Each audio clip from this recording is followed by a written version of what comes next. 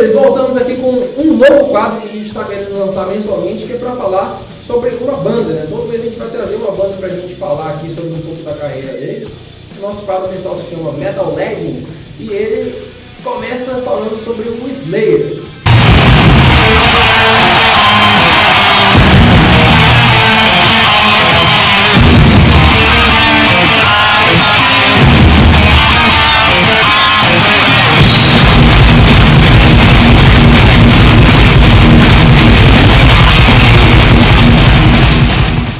Então é isso, a ideia é a gente pontuar aí um pouco da carreira de algumas consagradas bandas e falar um pouco também sobre a nossa opinião sobre o ponto alto e o ponto baixo de cada banda, que pode ser relacionado a um fato que aconteceu na carreira dessa banda ou até um álbum mesmo. Então, por que a gente escolheu falar sobre o Slayer, né, cara? Porque o Slayer é uma banda foda, é uma banda gigante e tem uma importância tremenda para a fundação não só do thrash metal, mas porque influenciou muitas bandas, né? E a gente gosta também de coisas novas, de muita banda underground, mas eu, por exemplo, acho importante também falar sobre essas bandas que isso tem importância fundamental para a história, porque tem muita gente que está assistindo aí, que pode estar assistindo e está começando a curtir rock. E é bacana a gente ter um pouco de norteamento sobre as bandas que têm influência e que influenciaram as bandas que estão aqui fazendo sucesso hoje, né, cara? Tanto no underground quanto no mainstream, enfim, são bandas que têm relevância. E que banda que influenciou mais outras bandas que o Slayer, cara? Difícil, né? Uma das primeiras bandas a gravar, né, cara? Junto com Metallica, álbuns que foram, assim, tidos como pontapé inicial do thrash metal. A gente não tem como ir contra isso, né, cara? Os fatos estão aí, contra fatos, você já sabe, né? Não tem argumento. O Slayer é uma banda estadunidense, foi fundada ali mais ou menos em torno de 1981, é tempo pra caramba, e eles são daquela área onde estourou, por exemplo, o thrash metal nos Estados Unidos. Os caras são de Huntington Park, né? E geralmente, na Califórnia, e geralmente as bandas, a maioria das bandas surgiu ali na Bay Area, que a gente chama, né? E assim, eles começaram tocando covers de bandas, principalmente da New Wave of British Heavy Metal, né? Judas Priest certamente estava no meio dessas bandas que eles faziam covers. E é engraçado, né? Porque eles faziam um pouco desse tipo de banda, mas os caras se apresentavam no palco de maneira muito louca, velho. Os caras pintaram e tal, com aqueles box paints, né? Pois é, então eles faziam um show nesses clubes pequenos, né? Até que em uma dessas noites aí que eles estavam se apresentando, um cara chamado Brian Slagel achou muito foda a apresentação dos caras no palco, né? E convidou eles para fazer aí parte de uma coletânea que ele estava lançando com a gravadora que ele estava querendo fundar, né? Tinha acabado de fundar, né? Que era a Metal Blade, né, cara?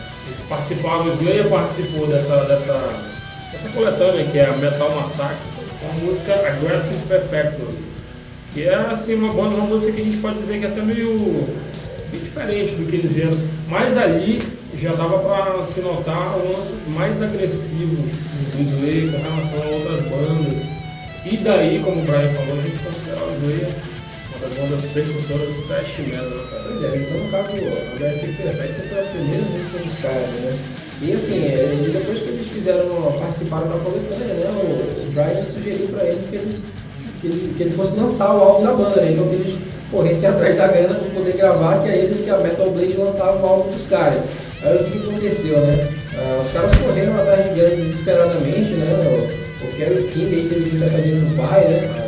E então, essa história, né? Os caras na correria ali conseguiram uma grana nessa época. Uma lá ele trabalhava como terapeuta respiratório, né? Uma profissão que tinha um deles que era entregador de pizza. Dave Lombardo que conheceu, o Kerry King conheceu ele nessa empregada de pizza aí. Assim, os caras que se conheciam há mais tempo eram o Kerry King e o Jeff Hanneman, né? Eles foram, tipo, os fundadores. Os caras naquela época eles queriam fazer o som o mais rápido possível, tipo pra bater o Venom, que era uma inspiração para todas essas bandas, né? Pro Metallica, pro Slayer. E naquela época o Venom não era black metal, né? Mas também não era heavy metal, mas também não era trash. Era uma banda que fazia uma heavy metal muito rápido. Então isso inspirou as pessoas a fazer, vamos fazer um som mais rápido ainda, né? Então, o Metallica e o Slayer vieram nessa pegada, né? E conseguiram fazer essas pedradas aí pra gente, né? Megadeth lançando o Killing Is My Business, Exodus, em 87 rolou o Testament. Anthrax 84, né? Exatamente, entendeu? Mas assim, a banda que a gente pode dizer que definiu, principalmente pelo lado da brutalidade, né, cara? Os caras sempre desde o início, apesar de que no Choromessa a gente nota influências ainda de heavy metal tradicional, claro. Mais notadamente, como você falou, do Judas Priest, alguma coisa de Iron Maiden, mas ali já tinha a raiz, cara, né? A raiz do todo mal.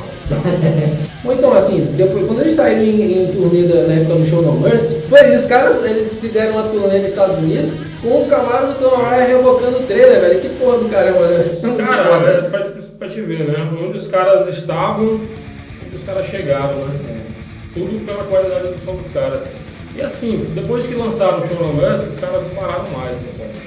E foram ficando, à medida que foram lançando o álbum, ficando cada vez mais porradas, mais brutais.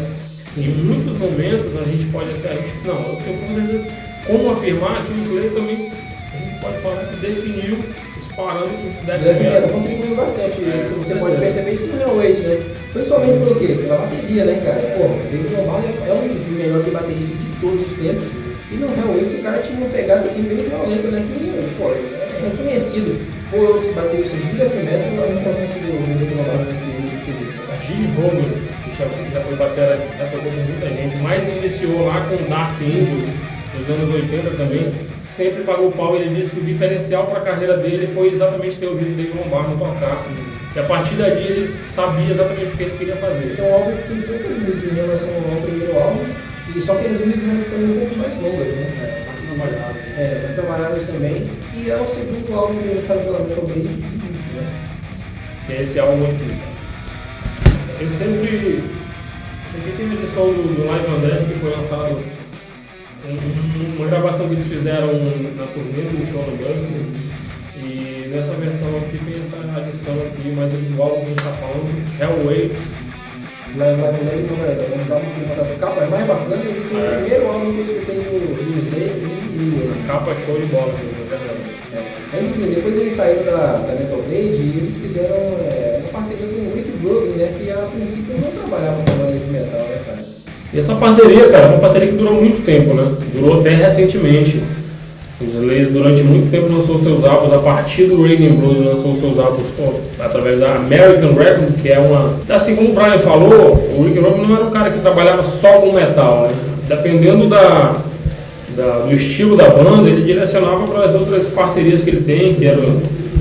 tinha a Def Jam Records, tinha a Columbia Records, ele ia direcionando para cada gravadora que tinha parceria também. E o primeiro álbum lançado pela gravadora, cara, é até difícil falar desse álbum aqui. A gente pode falar de um álbum como Raining Blood, né, cara? No caso, isso daí é uma banda que tem um peso muito importante na história, né? Só que esse álbum aí, ele já também é um álbum que ele é fundamental, assim, para a história da música, né?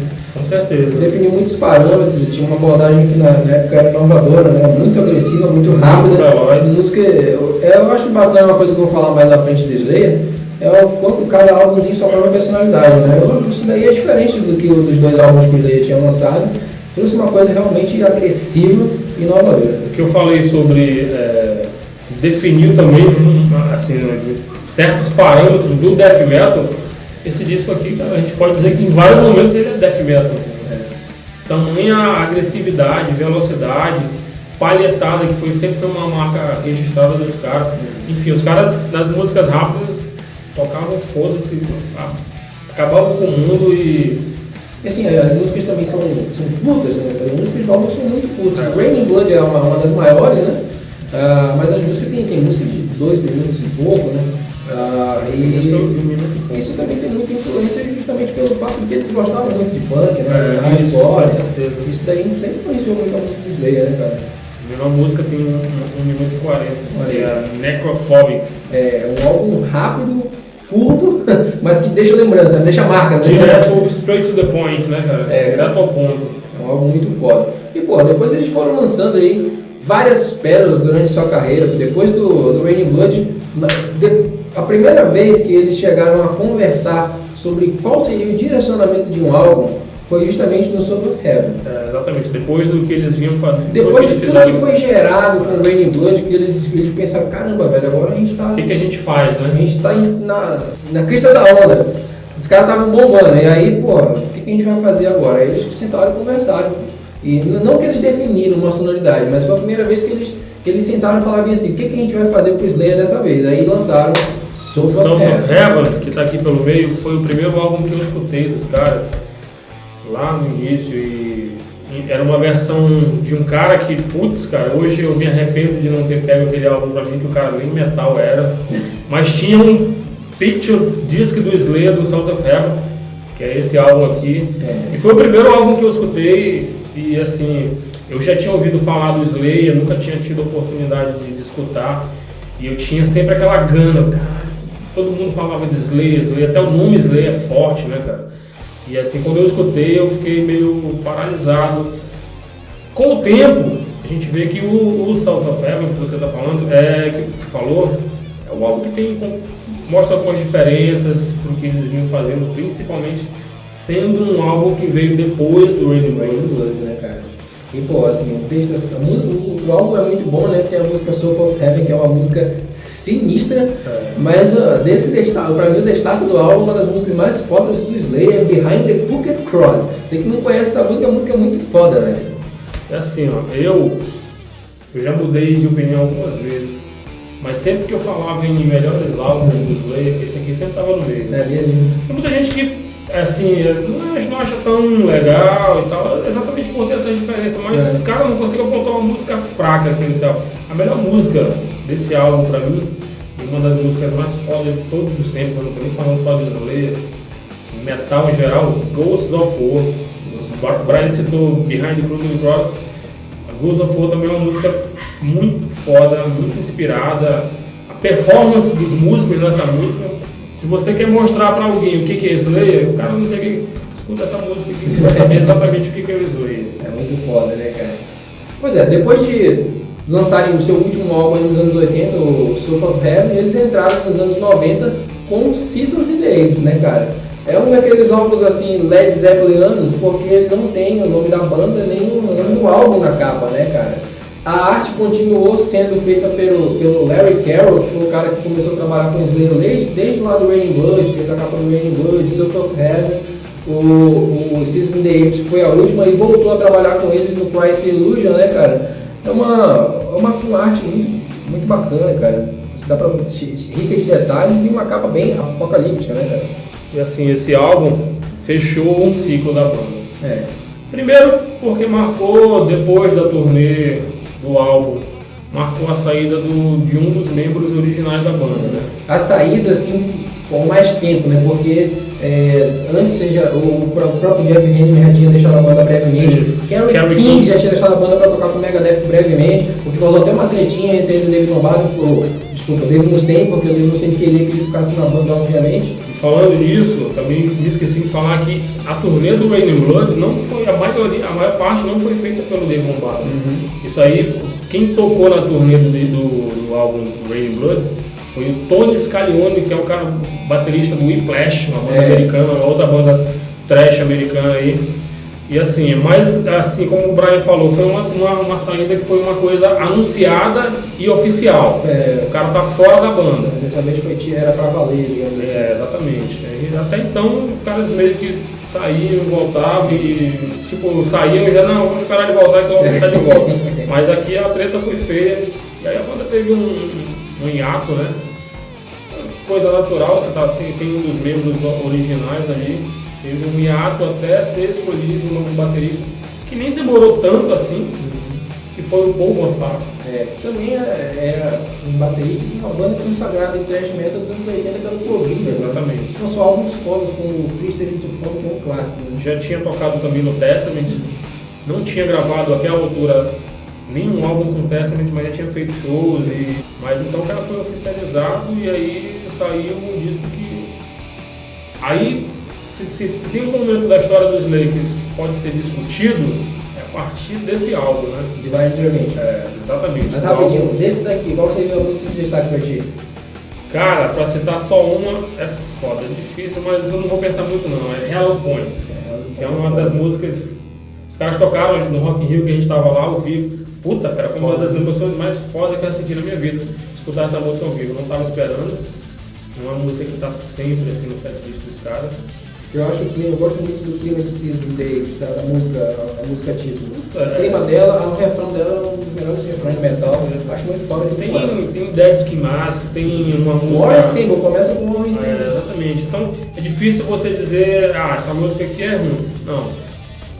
Por isso que eu falei que eu não ia pensar muito, porque se a gente for pensar, a gente vai acabar falando do álbum todo. Bom, não vamos esquecer também que foi na época do Seasons in the Apes que que eles lançaram aqui um dos álbuns mais queridinhos dos fãs do Slayer, cara, o Decade of Aggression, cara. Além de ser um dos álbuns mais fodas do Slayer ao vivo, né, um dos álbuns mais importantes ao vivo da história, né, cara? Isso aqui é coisa que fã, cara, adora colecionar. E tem várias... Vira e mexe tem uma versão diferente desse álbum aqui, cara.